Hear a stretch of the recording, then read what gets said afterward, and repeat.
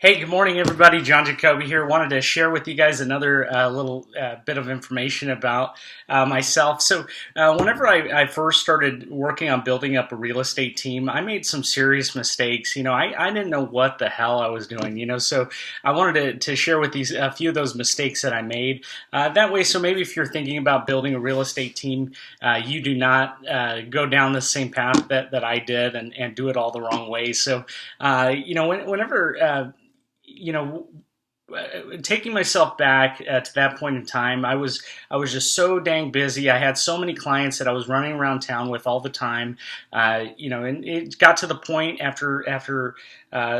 I was running about 10 or 12 contracts at one time, and I started running out of time. I didn't have enough time to spend time with my family. I didn't have enough time to even service the clients fully that I was already working with. So really, my first goal was to build a team, and I completely bombed it. So some of the things that I did wrong that I would highly encourage you to watch out for if you are in that same position is the first thing that I thought I was supposed to do was bring in a buyer's agent.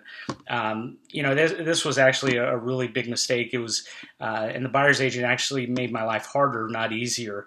The reason why is because along with I was out there working with clients, negotiating the contracts and handling the repair amendments, and through all that, then whenever I brought in this buyer's agent.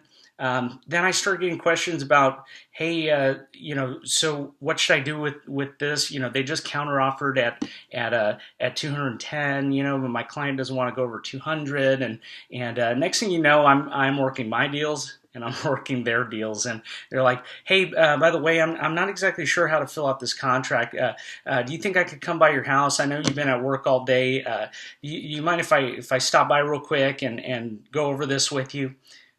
Yeah, sure. Come on by. Yeah, come on by. So instead of eating dinner with my family that evening, I was sitting with the agent up in the office, going over the terms of their deals. Just easy stuff like that I could have knocked out for them in a second. But of course, I care about my team, and I want to make sure that they are doing what they need to do to succeed. So hiring a buyer's agent.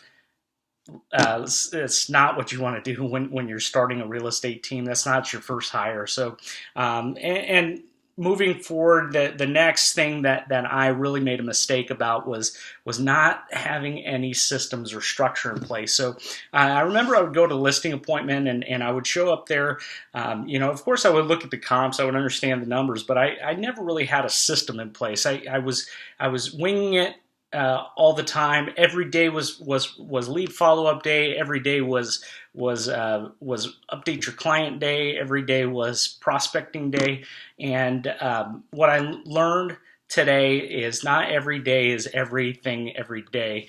So not having that exact flow or that system or structure in place really kind of made it so I was all over the place all the time, and it really hard to build a business like that when you're trying to do everything all the time. So that was a really major mistake that I made on my part, and I just didn't know. I didn't know that there was a way to systematically structure how you were going to structure your week, structure your days to be the most effective and make sure that everybody gets the love. So, and the other thing, the big thing that I would say that I made a mistake about was I did not have any sort of support mechanism whatsoever. I thought, oh well, if I hire an assistant, then that's just going to cut into my pocketbook, and it's gonna hurt me. And besides, I could do it faster, I could do it better myself. So, not having any kind of supports or transaction coordinator, anybody there to support the production that I was already doing, that was a big mistake on my part. So, when I had the team. and it wasn't going well. It was making my life harder. It was eating into my day even further. I decided to let the team go, and I went back to doing it independently. So, but an opportunity came up where I was able to work alongside the number one team in San Antonio, and to me, that was a great opportunity to actually learn what it takes to structure up a successful real estate team. If I was going to learn from anybody, might as well learn from the best. And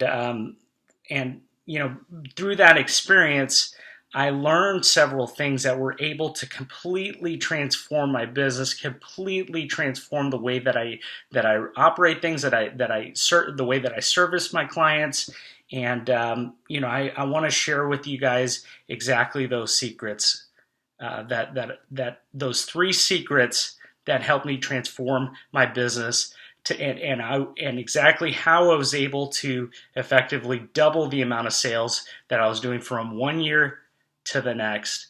So tune in tomorrow, and I'm going to share with you guys those three secrets. We'll see you guys back here tomorrow.